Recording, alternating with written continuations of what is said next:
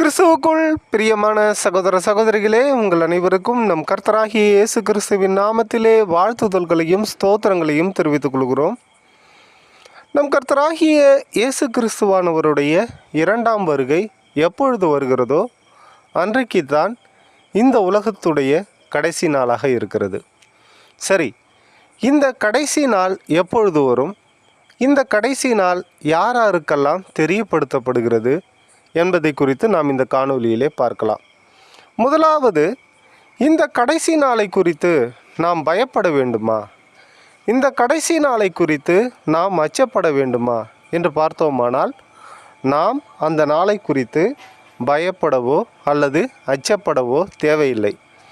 ஏனென்றால் நம் கர்த்தராகிய இயேசு கிறிஸ்துவானவருடைய இரண்டாம் வருகையிலே நாம் ரட்சிக்கப்பட்டவர்களாய் இருக்கும்போது நாம் பரலோகத்திற்கு செல்லப்போகிறோம். அந்த சந்தோஷத்தின் நிமித்தம் நாம் அவர் வரும்போது பயப்பட வேண்டிய அவசியமே இல்லாதவர்களாய் இருக்கிறோம். ஆனாலும் இப்பொழுதுள்ள தங்களை ஆவிக்குரிய சபைகள் என்று சொல்லிக்கொள்கிற இந்த பெந்தகோஸ்தே சபை ஊழியர்களில் சிலர் இந்த கடைசி கால நிகழ்வுகளை, கடைசி கால செய்திகளை அப்படியே மக்களிடத்திற்கு கொண்டு சென்று கடைசி கால ஊழியம் என்று ஒரு காரியத்தை செய்கிறார்கள்.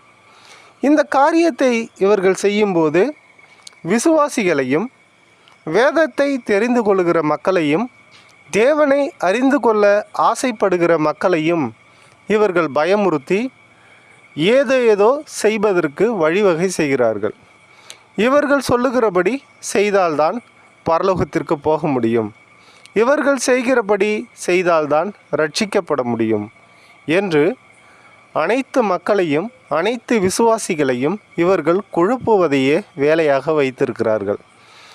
இவர்களை கேட்டால் இந்த வருடம் கடைசி காலமாக இருக்கிறது, கடைசி காலம் என்பது இப்படி இருக்கிறது, அப்படி இருக்கிறது, இப்பொழுது தொடங்கிவிட்டது, அப்பொழுது தொடங்கிவிட்டது, இன்னும் 20 வருடங்களில் கர்த்தராகிய இயேசு கிறிஸ்துவானவர் வருவார், இன்னும் 15 வருடங்களில் கர்த்தராகிய இயேசு கிறிஸ்துவானவர் வருவார், இரண்டாம் உலகப் போர் நடந்து முடிந்து இப்பொழுது 3ஆம் உலகப் போருக்கு உலகம் தயாராகி கொண்டிருக்கிறது, அந்த போரின் அடிப்படையிலே கர்த்தராகிய இயேசு கிறிஸ்துவானவர் வருவார் என்று உலகில் நடக்கிற ஒவ்வொரு காரியங்களையும் நம் கர்த்தராகிய இயேசு கிறிஸ்துவானவருடைய இரண்டாம் வருகைக்கு ஒரு அடையாளமாக இவர்கள் சொல்லி கொண்டு இருக்கிறார்கள்.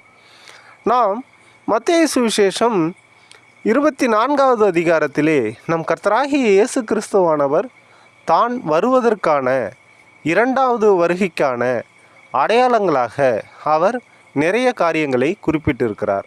அதிலே ஜனத்துக்கு விரோதமாய் ஜனமும், மக்களுக்கு நாட்டுக்கு விரோதமாய் நாடும், அதே மாதிரி பூமி எதிர்ச்சிகளும், கொலை பாதகங்களும், பஞ்சங்களும், கொள்ளை நோய்களும் பூமியிலே உண்டாகும் என்று சொல்கிறார். அதன்படி பார்த்தோம் என்றால் இந்த உலகத்திலே யுத்தங்கள் நடக்காத நாளே கிடையாது, யுத்தங்கள் செய்து கொள்ளாத மனிதர்களே கிடையாது, அதே மாதிரி யுத்தங்கள் செய்து கொள்ளாத நாடே கிடையாது. அதே மாதிரி பூமி எதிர்ச்சிகள் நாம் நமது காதுபட எவ்வளவோ கேள்விப்பட்டிருக்கிறோம். அதே மாதிரி கொள்ளை நோய்களும் நாம் கேள்விப்பட்டிருக்கிறோம். சமீபத்தில் கூட உலகத்தை மிரட்டிய அந்த கொரோனா என்கிற அந்த நோய் கூட ஒரு கொள்ளை நோய்தான். அதே மாதிரி பஞ்சங்களும் உலகத்திலே தொடர்ந்து வந்து கொண்டு தான் இருக்கிறது. ஆக கர்த்தராகிய இயேசு கிறிஸ்துவானவர் தான் வரும்போது இவையெல்லாம் சம்பவிக்கும் என்று வேதத்திலே சொல்லியிருக்கிறார். ஆனாலும் இவைகளெல்லாம் நம் கர்த்தராகிய இயேசு கிறிஸ்துவானவர் பரமேறி சென்றதிலிருந்து இந்த நாள் வரைக்கும் தொடர்ந்து நடந்து கொண்டு தான் இருக்கிறது. உலகத்திலே யுத்தம் நடந்து கொண்டு இருக்கிறது, உலகத்திலே கொள்ளை நோய்கள் வந்து கொண்டிருக்கிறது, உலகத்திலே பஞ்சங்கள் நிலவி கொண்டிருக்கிறது, உலகத்திலே பூமி எதிர்ச்சியும் வந்து கொண்டு தான் இருக்கிறது. ஆனாலும் நம் கர்த்தராகிய இயேசு கிறிஸ்துவானவர் வந்தபாடில்லை. நாம் நம் கர்த்தராகிய இயேசு கிறிஸ்துவானவரின் வருகையை குறித்து இவ்வளவு கவலைப்பட வேண்டிய அவசியமே இல்லை. அவர் எப்பொழுது வந்தாலும் ரட்சிக்கப்பட்ட நாம் அவரோடு பரலோகம் செல்வோம் என்கிற நம்பிக்கை இருந்தால் நாம் பரலோகத்திற்கு செல்லலாம். மற்றபடி அவர் இந்த நாளில் வந்தாலும் கூட நாம் சந்தோஷமாய் அவருடனே செல்வதற்கு ஆயத்தமாய் இருக்க வேண்டும். சரி, எது கடைசி நாள்? இந்த போதகர்கள் சொல்லுகிற மாதிரி இன்னும் 10 வருடங்களில் நம் கர்த்தராகிய இயேசு கிறிஸ்துவானவர் வரப்போகிறாரா, அல்லது அடுத்த ஆண்டு வரப்போகிறாரா, அல்லது 50 ஆண்டுகள் கழித்து வரப்போகிறாரா? எதையும் நிச்சயித்து சொல்லாமல் இந்த நாட்டிற்கும் சண்டை நடந்தால் கர்த்தராகிய இயேசு கிறிஸ்துவானவர் வந்து விடுவார், உலகம் அழிந்து விடும் என்று சாக்கு போக்குகளை சொல்லுகிறார்கள். ஆனால் உலகத்தின் கடைசி நாட்கள், கடைசி காலங்கள் எப்பொழுது தொடங்கப்பட்டது என்று நாம் வேதத்தின்படி பார்த்தோமானால் மிகவும் ஆச்சரியமான காரியங்கள் நமக்கு காத்து கிடக்கிறது. நாம் எபிரேயர் நிருபத்தை வாசிக்கும்போது முதல் 2 வசனங்களை வாசிக்கும்போது பிதாவாகிய தேவன் ஆதியிலே முற்பிதாக்களை கொண்டு பேசினார். அதற்கு பின்பாக அவர் தீர்க்கதரிசிகளை கொண்டு பேசினார். அதற்கு பின்பாக நம் கர்த்தராகிய இயேசு கிறிஸ்துவானவரை கொண்டு பேசினார் என்று திருவுளம் பற்றினார் என்று 2வது வசனம் சொல்கிறது. இந்த கடைசி நாட்களில் தமது ஒரே பேரான குமாரன் மூலமாய் திருவுளம் பற்றினார் என்று சொல்லப்படுகிறது. அப்படியென்றால் இந்த கடைசி நாட்கள், இந்த கடைசி காலங்கள் என்பது நம் கர்த்தராகிய இயேசு கிறிஸ்துவானவரின் பிறப்பிலிருந்தே ஆரம்பித்து விடுகிறது. இது தெரியாமல் இந்த 2000 வருடங்களாக நடக்கிற இந்த கடைசி காலத்தில் தான் நாம் இருக்கிறோம், கடைசி நாட்களில் தான் நாம் இருக்கிறோம் என்பது தெரியாமல் இப்பொழுதுள்ள போதகர்கள் ஏதோ அவர்களுக்கு விசேஷித்த வல்லமை இருப்பது போலவும், தேவன் அவர்களுடனே தொடர்ந்து விடாமல் இரவும் பகலும் பேசிக்கொண்டு இருப்பது போலவும் அவர்கள் அளந்து விடுவதையெல்லாம் நீங்கள் நம்ப தேவையில்லை. எது கடைசி காலம்? நம் கர்த்தராகிய இயேசு கிறிஸ்துவானவர் பூமியில் பிறந்தது முதல் கடைசி காலம் தொடங்கியது. அது அவருடைய 2ஆம் வருகையிலே நிறைவேறி முடியும். இது தெரியாமல் நம் கர்த்தராகிய இயேசு கிறிஸ்துவானவருடைய அந்த 2ஆம் வருகைதான் கடைசி நாள் என்று இவர்கள் காத்து கொண்டிருக்கிறார்கள். ஆனால் அவர் எப்பொழுது பிறந்தாரோ அப்பொழுதே இந்த உலகத்தின் கடைசி நாள் தொடங்கிவிட்டது, கடைசி காலம் தொடங்கிவிட்டது. அதனால் இந்த போதகர்கள் சொல்லுகிறபடி கடைசி காலம் என்பதோ கடைசி நாட்கள் என்பதோ இனி வரப்போகிறது இல்லை.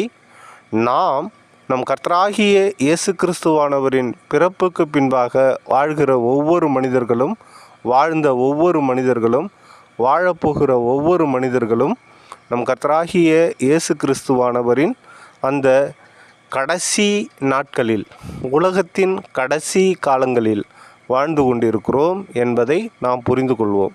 அதனால் நாம் கடைசி நாட்களில்தான் வாழ்கிறோம், கடைசி காலத்தில்தான் வாழ்கிறோம் என்று பதட்டப்படாமல் நம் கர்த்தராகிய இயேசு கிறிஸ்துவானவரின் உபதேசங்களை பிடித்து கொண்டு அதன்படி நடந்தோம் என்றால் அவர் எப்பொழுது வந்தாலும், ஏன் இப்பொழுதே வந்தாலும் அவருடனே நாம் சந்தோஷமாக செல்லலாம். அதை விட்டுவிட்டு இந்த போதகர்கள் சொல்லுகிற மாதிரி இப்பொழுது வரப்போகிறார், அப்பொழுது வரப்போகிறார், அங்கே வருகிறார், இங்கே வருகிறார் என்று இவர்கள் சொல்லுவதையெல்லாம் நம்பிக்கொண்டு திரியாதீர்கள். நீங்கள் ரட்சிக்கப்பட்டிருக்க வேண்டும். நீங்கள் நம் கர்த்தராகிய இயேசு கிறிஸ்துவானவரின் உபதேசத்தில் நிலை பெற்று அதிலே நடந்து கொண்டிருக்க வேண்டும். இந்த 2 காரியங்கள் உங்களிடத்தில் இருந்தால் நம் கர்த்தராகிய இயேசு கிறிஸ்துவானவர் எந்த நேரத்தில் வந்தாலும், எந்த மணியில் வந்தாலும், எந்த நிமிடத்தில் வந்தாலும், எந்த நொடியில் வந்தாலும் நீங்கள் கவலைப்பட வேண்டியதில்லை. அதை விட்டுவிட்டு இந்த கள்ளப்போதகர்கள் சொல்லுகிற காரியங்களை நீங்கள் நினைத்து கொண்டு அது நிமித்தம் நீங்கள் உங்களை கவலையில் ஆழ்த்தி கொள்ள வேண்டிய அவசியமில்லை. அதனால் நம் கர்த்தராகிய இயேசு கிறிஸ்துவானவர் எப்பொழுது பிறந்தாரோ அப்பொழுதே உலகத்தின் கடைசி காலம் தொடங்கிவிட்டது. நாமெல்லாம் கடைசி காலத்தில் தான் இருக்கிறோம். இந்த கடைசி காலத்தில் நாம் ரட்சிக்கப்பட்டு அவருடைய உபதேசத்தில் நிலைத்திருந்து அவரோடு செல்ல ஆயத்தமாக வாழ்வோம். இந்த காணொளி உங்களுக்கு பிடித்திருந்தால் லைக் பண்ணுங்கள், ஷேர் பண்ணுங்கள். எங்களுடைய உபதேசங்கள் உங்களுக்கு பிடித்திருந்தால் எங்கள் சேனலை சப்ஸ்கிரைப் பண்ணுங்கள். எங்களிடத்தில் ஏதாவது மாற்று கருத்துக்கள் இருந்தால் கமெண்ட் பகுதியில் சொல்லுங்கள். இதை இதுவரை கேட்டதற்கு நன்றியுடன் கூடிய ஸ்தோத்திரங்கள். தேவன் உங்களை ஆசீர்வதிப்பாராக. ஆமேன்.